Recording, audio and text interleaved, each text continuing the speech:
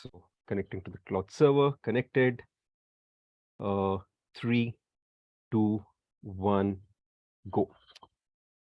Welcome to Taboola Talks, where we continue to speak with leaders whose journeys inspire us and help us overcome obstacles and unlock our potential. My guest today is one of the most respected leaders at Taboola, whose journey is filled with such anecdotes that one can't be faulted for thinking that we are speaking of a celebrated sports person and not just a business leader. Harel, given the various things that you have done and continue to do, it was actually a bit challenging for me to decide where to start from. So I have a deal for you. If you promise me a 50% hike, I'll stick to the easy questions. Take the challenging route, Shashank, as we like. Damn, as much as I like that, I don't like the other part, which is not getting the 50% hike. So I'll now stick to the script that I have with the questions that I have prepared. So thank you, Harold, for doing this. And where do I start from? I think let's start from the very beginning, a good place to start, as it was said in Sound of Music. So reflecting back, Harold, how do you think, in a sense, your early life or student experiences have influenced your professional life or your approach to work? First, thank you, Shashank, for inviting me and taking all the effort to lead that for the last 2 years. I think that this is a very interesting approach to go and listen and learn from others' experiences. So Absolutely. studying, I mean, when you mean from university, undergraduate, or when I was younger? Probably younger, when probably you were in your Younger. teens. I surprisingly, I like school. I mean, I like to learn. It was very interesting to go with my friends and try to learn more and more and more. I can remember when I was younger, I was fascinated by a book that we're all familiar with. Usually, we do not read as a reading book or a novel, but more on some of the classes when we are younger, and it is the Bible, the old Bible. And I was fascinated about that because this is a very interesting story. And there are elements there that at least the people that try to explain about the Bible is that there is no future, present, and past.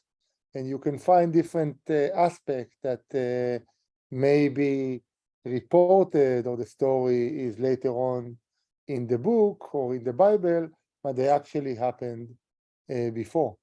And I was fascinated about the different elements that is required, and there is a very nice competition in Israeli Independence Day. And during this competition, there is a competition about the Bible. And I remember when I was sitting with my grandfather and my grandmother every Independence Day together in the house, and we were watching that. There was one channel in Israel, and back then, when you had a big TV, color TV, it was very interesting to see. And I remember that I was sitting there when I was young, and when I become a bit older, like 15 years old, I said to myself, okay, let me try this competition. So I read the book, and every step along the way, they're giving you some focus stories or focus chapters for this book. So I read the focus chapter, and I failed, and I won the class or the school, and then I failed, and I felt one of my first failures at school ever. And it was interesting because I could say, it's a book. I will continue to sit with my grandparents and watch this competition every Independence Day and eat good food in parallel because it's like a very long ceremony. Or I can try again. And I decided to try again, but to try harder. So they gave a different focus chapter. And I learned for a couple of months, and I progressed along the competition.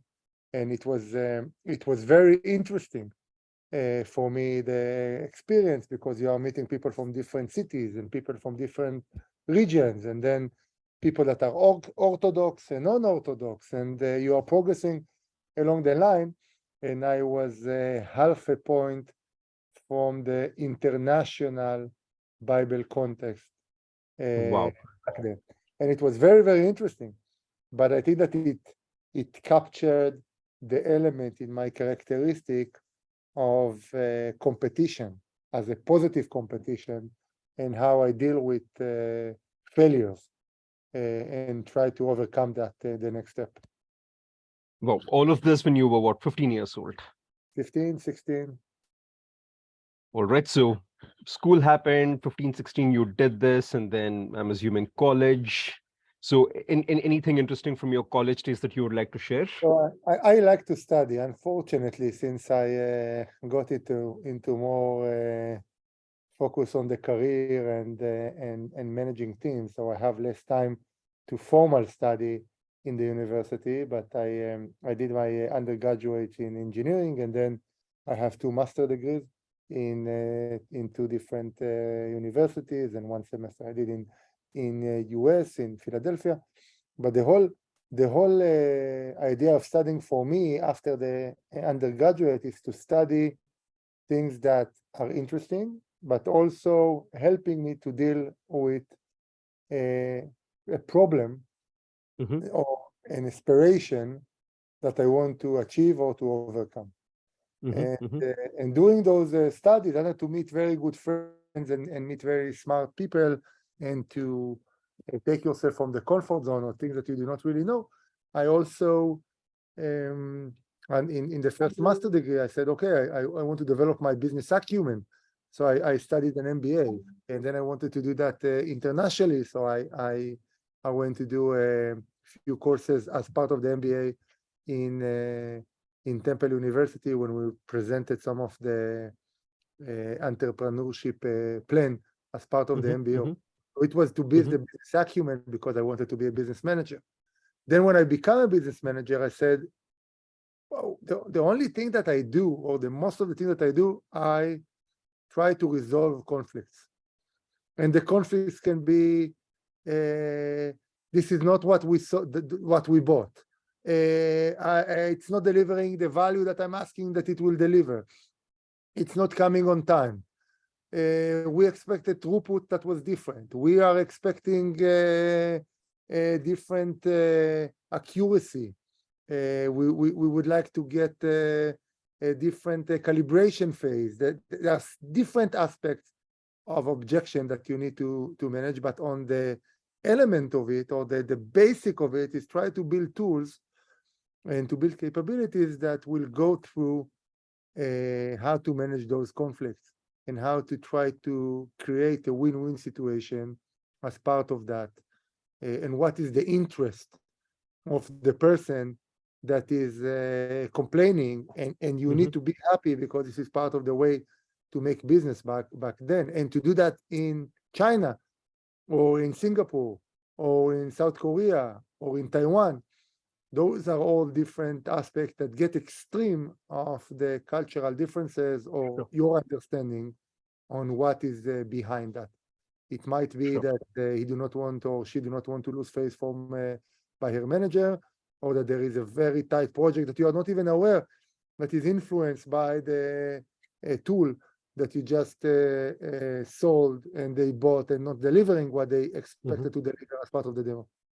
So I went to sure. study conflict resolution, and it was very, very interesting master degree to collaborate with different tools and try to take that into conflict resolution and mediation as part of tools that will help me to do my job better as part of my responsibility back then. Sure. Um, why a business manager? I mean, you could have chosen to be a coder, you could have chosen to get into something else, medicine. I mean, why this fascination with being a business manager? So I didn't start in this way. I started in an operational team that was supporting and manufacturing a very high complex engineering tool. in the semiconductor industry.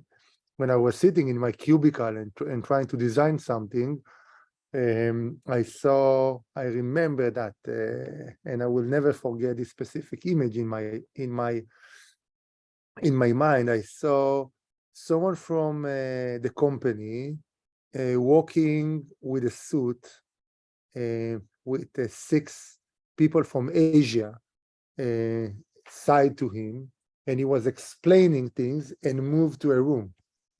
And it was a bit strange for me after I didn't visit Asia before, and I knew that this is the biggest market for the company back then, and this is where semiconductors are being manufactured globally. And I asked my cubicle colleague that was 10 years older than me. I said, "What's going on over there?" And he told me, "Go back to your design. You will never get into those rooms and meetings." And again, triggering my competition element, I said, "Okay, let me figure it out myself." And I understood that he was a regional business manager for the whole APAC, and there was a demo for a client from South Korea.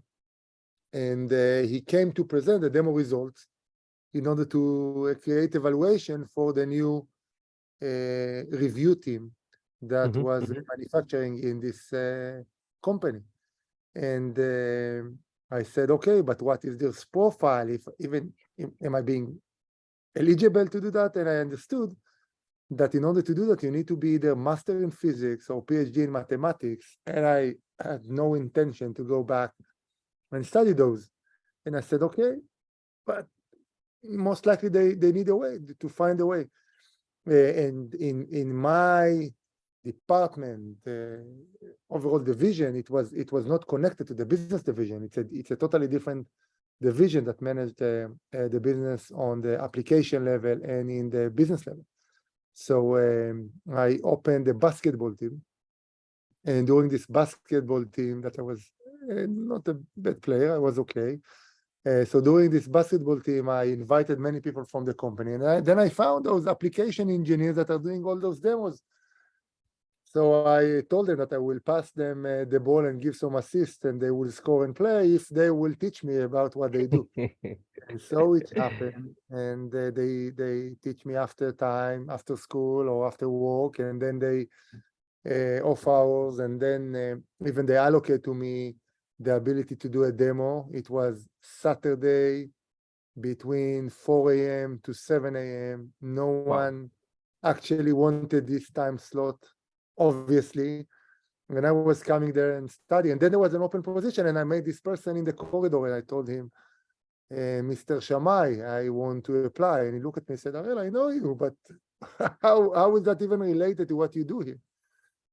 So I said, "Give me a try." No, someone gave you a try when you are give you this opportunity when you were younger, right? He said, "Okay, let's do that." And he interviewed me, and then he said, "Okay, if you know something, go and figure this out." And he gave me a wafer, which is a semiconductor wafer that you need to find and find defects and try to create the images out of those defects that influence the process of the semiconductor and bugs in the semiconductor process as part of the transistor manufacturing. So I said, "Okay, I will do that." And after 48 hours, I came back with a demo report. And then he looked at me and said, "You are here again. Okay, let's see what it's been." So he asked the technical person in his team to come, and the technical account manager, and they look at that and they said, "It's not a bad start." So then we opened the conversation, and he's the one that gave me the real opportunity to do something different out of the comfort zone. And I literally started almost half a year of onboarding before I was even got the privilege to talk to a client. I could only listen, or some of the times I could not even join a video conference because they didn't want to see anyone that cannot contribute to this discussion on those calls. And I will never forget this opportunity. And still this regional business manager that now is managing a totally different business as a sales a VP sales in a security company, he's still a very good friend of mine.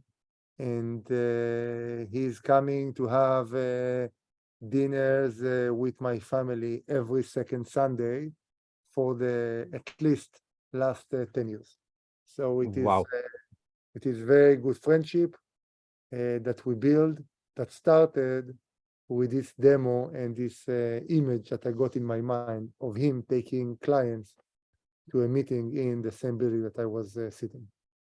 Wow. So there are two things that happened. One is thanks to your ex-colleague who challenged you and told you that you can't do it, because of which you actually ended up doing it. And in the process, you also seem like actually found a great mentor and a friend in Mr. Shamir.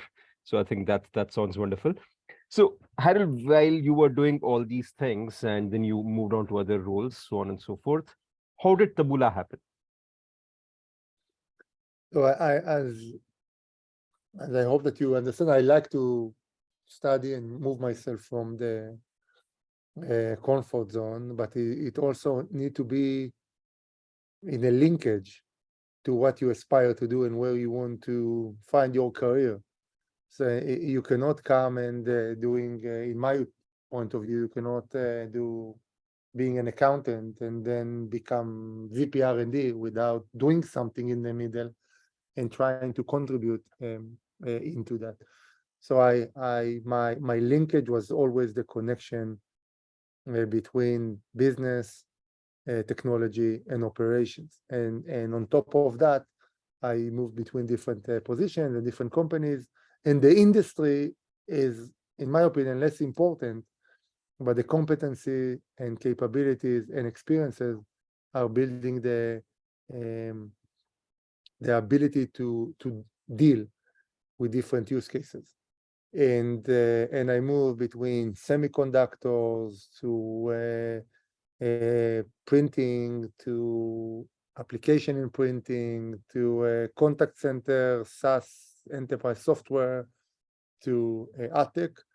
And those are different businesses, but the uniqueness of all of them that have a very big transformational element in the technology that they are representing. There is a very complicated technology in the base of that, and there is good leadership that is driving this organization forward into success with a vision and with a mission. And there are clients that are healthy business clients that would like to contribute and contributing to this business and the company.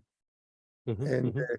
and this is how back then there was a change in professional services, and they asked VP of R&D supply Yochai to lead support team in for Taboola. Back then it was built a bit differently, and it was and Yochai approached me as part of a connection of a mutual colleague that used to work in Taboola, but also used to work in my previous company, and said, okay, I want to meet you and learn more about the support and how you deal with that. I'm from the R&D. I have no clue on even how to start, but this is what Taboola asked me to do, and I will do that. And only that triggered my attention, because I didn't see and I didn't know many senior R&D leaders that will go to this washing machine of support of dealing in very intensive organization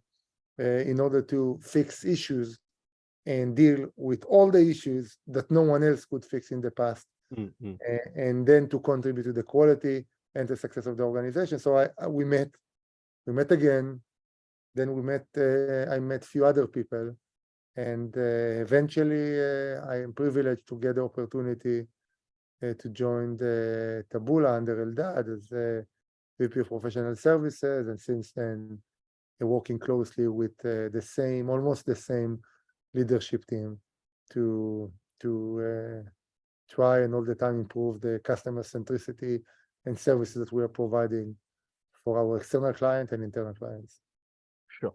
So you mentioned about the challenging aspects of customer support, and uh, you in fact used a very nice term, washing machine, to kind of fix all of these things. Now, the question that triggers in my mind is, Given that you, at least for the last 1.5 years, you've been managing two of the largest organizations within Taboola, how are you able to manage between covering a wide spectrum and also have a very in-depth understanding of those? I think first I'm covering a very, very small amount. Just try to imagine how much Ran and Lior and Eldad are managing and inspiring others of I think every different meeting that they have is on a different topic, which has need to have a very different context changes every single meeting. But I mean, what I found at least effective for me is the ability to build a very strong organization and as leadership team to understand together what is the plan and act respectively. When there is a specific issue, to do a very strong deep dive and do not leave that until you really understand what does it mean, but all the time have a cadence of understanding high level view where you are upon your goals. So it's always a balance to understand where you are upon your goals, and when there is an issue, to do deep dive, to go and understand that and go again into a high level view and deep dive when you need. But this is a cadence that you need to do, and this should be based on a lot of data and reporting and understanding more and more level of granularity on how to look on what you manage. If it's a sales funnel, a client base span, or the overall queue for tier 2 in the publishers support organization as a whole. Sure. Now, you mentioned a couple of things. You spoke about the balance. You spoke about uh, getting deep into it, especially when it's a specific issue that demands you to actually kind of get into those things. Now, on the back of this, how do you actually maintain this balance, especially with allocating your time? Because it's not just about two different organizations; it's also about uh, balancing between meeting the current goals, current targets, and also driving strategies, keeping the future vision in mind. So, how do you strike that balance? A lot, a lot of planning, and try to be as analytical as possible, other than only to understand the story around that. And I do not think that I'm doing that as good as I'm expecting myself to do that. And I think that this is indeed a very big spread for different topics. Hmm. Um, but I think that again, when I look on the essence of what does it mean, trusting your leadership team, building a strong leadership team is the key. And if it is not the situation, to manage that effectively, because those are, I mean, in my opinion, the domains that right now under my organization are very important for Taboola success, and we cannot afford that each and every one of them will not get the right focus and attention that they need. And to find this operational mechanism is very, very important. And the operational mechanism always look on what is the output that you're expecting from the organization, what is the tool that measure the output that you can optimize, and what are the bare minimum input that you need to drive those outputs. And if you think that all the time in your mind and said, okay, what do I want to achieve? What is the tool to measure this achievement that I can all the time optimize and optimize and optimize and optimize? And do we have the right inputs to feed this? That I'm not now investing a lot of time to generate that, but collect that automatically into a tool that provide you the right flexibility, sensitivity, alerts, and trends to have a Six Sigma model, and then to measure this output is helping to understand when there are abnormals, when there are different aspects of that. It's sometimes when the issue is too complex, you need to separate that for different things, but it can provide a very good direction on how to deal with complex operations. Sure. Now, if this had to be applied, let's say, to an account manager, someone who works in the support team, what do you think? Again, this is building on the answer that you just gave. What do you think would be those key pillars of your daily routine that actually allows you to do this? How do you, in a sense, kind of, prioritize? How do you manage it? If you could just give me one example, basis which everyone listening to this conversation, regardless of whether they are an individual contributor, a team lead, what can they take away from it? So we all learned few methodologies that we are getting more connected to them or less connected to them, but we're all familiar with different methodologies that is helping us to be better in what we do. And being an expert is not easy at all. To drive to expertise is also not easy and different. But answering this element, I think that a model that I like very much is a model that is called 7 Habits of Most Effective People. Mhm. And those 7 habits of most effective people giving you some tools in how to look and how to behave to understand that better. So if I mean, anyone, regardless of what role you are doing, to do first thing first will help you to prioritize. To seek to understand before understood will help you to understand what is the ecosystem and what kind of dependencies you create or dependencies that you have in order to understand that and the person or the department that is in front of you. Or sharpening the saw will create a continuous improvement plan. Those are all different habits that if you always think about that will help you or might give you some structure for those that like the structure to continuously improve. Sure, sure.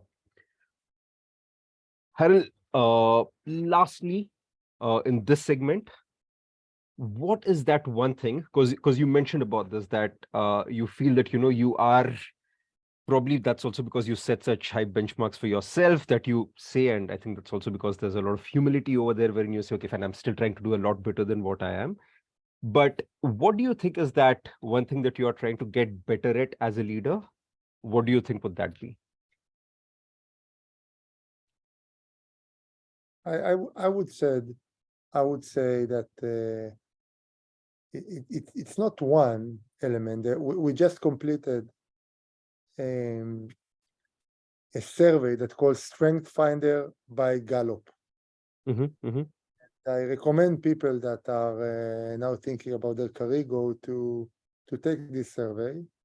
It's a paid survey that the basic element you are answering for 30 minutes, multiple mm-hmm, questions mm-hmm, about what is your perception upon different statements, mm-hmm, mm-hmm, and you are getting your strength out of a mm-hmm. list of 30 strengths. It's not Mm-hmm. good or bad. There is no good or bad strength. They are not. It's about who you are and what is the way that you behave and what are Sure. your strengths around that. So I at least, and also I was very surprised to see that it is changing. So the first time that I did it was I think 12 years ago, and I have few strengths. I think that I'm very different than what I was 12 years ago, and hopefully evolving. And this time I got totally different strengths. The Sure. top 5 that I had before, other than 1 or 2, were different. And Sure. definitely the top 1 was different. So when I look at those top 5, let's say the first 3 were linked to strategic, strong or strategic competencies, about analytical achiever, that are very relevant, I think, to what is required from output-driven organization. Sure. All right. At this point, Harel, we're gonna move into a segment. It's a rapid fire round. Again, the intent of this round is to somehow try and understand you as a person a lot better. So you're not allowed to think a lot. I know you are a thinker, you are an analytical person, but in this case, a question comes up and then you answer it. Then two sentences or less, don't take a lot of time. So here's the first question coming your way. If you could have dinner with any business leader, who would it be and why? At this point, I would do that with Benjamin Netanyahu to really understand why he thinks right now about what he thinks. Not that he would have tell me, but it would be a different, a unique opportunity at this point. Okay. If you could live anywhere in the world for 1 year, where would you choose and why? There is a place that you know that's called Thailand. Fantastic. Please come. Please come. Please come and spend a year with us. It will be great. Yes, and All why? right. I really Yeah, like. why? I like the people. I like. I like the food. I like the even I like the smell of everything in the street. It is. And I've been there so many times, so I feel that I know what I'm when I'm coming. I know what to expect. Fantastic. Uh, what's the most memorable gift you have ever received?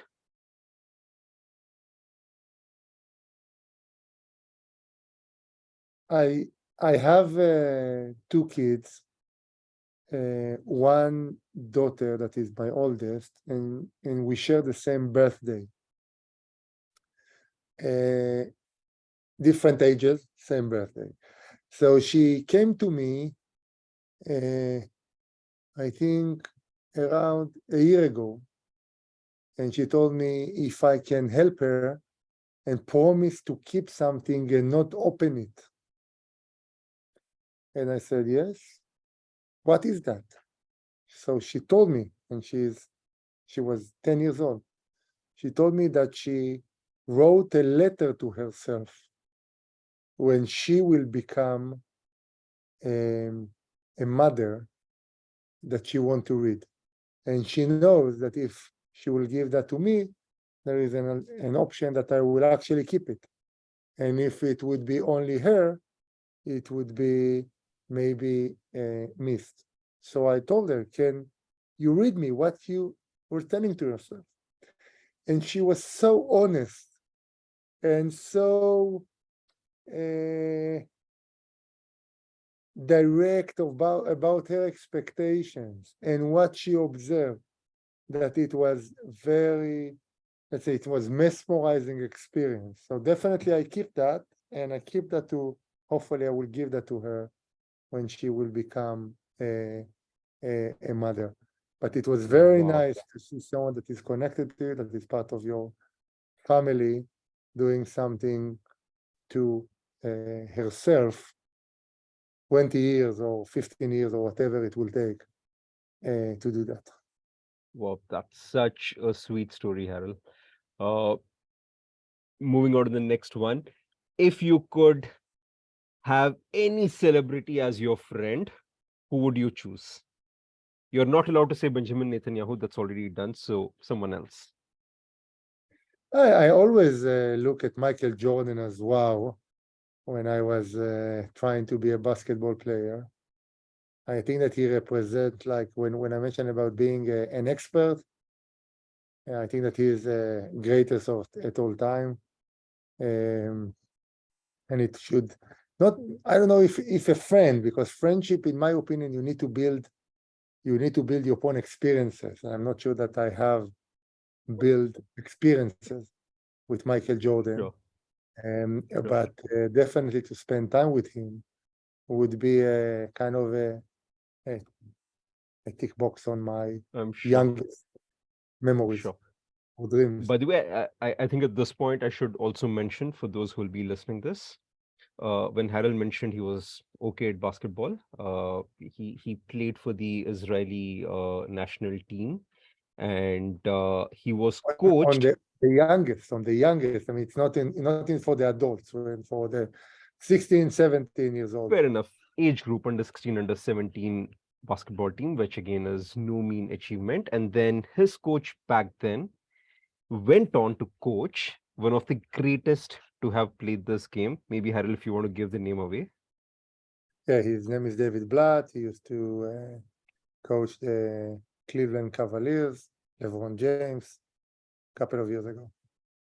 Fantastic. So common coach, LeBron James, Harel, common coach. Sounds fantastic. All right. So what's the weirdest thing that you have on your bucket list?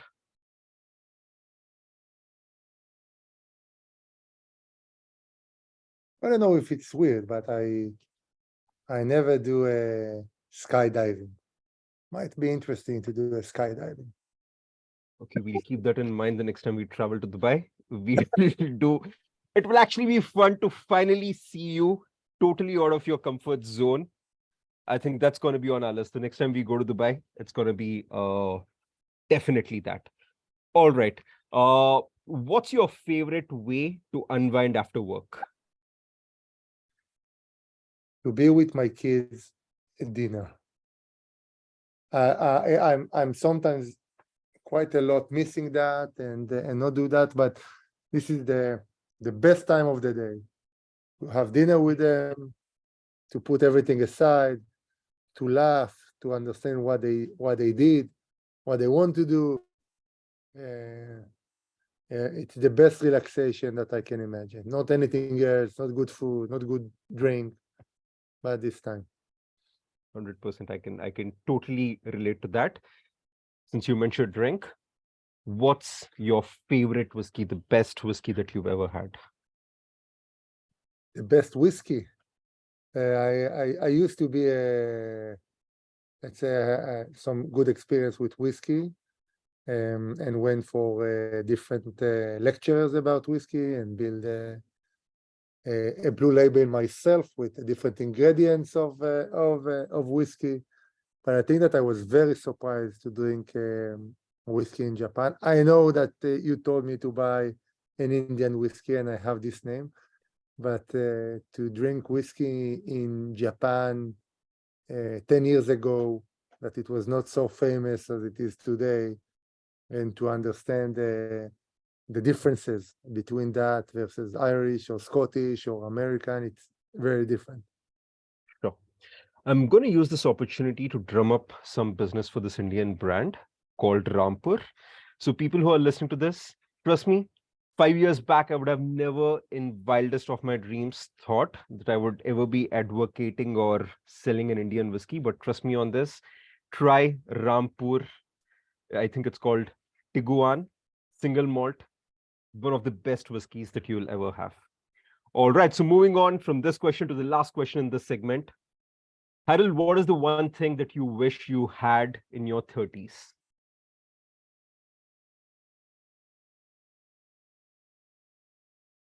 You see, I need to think.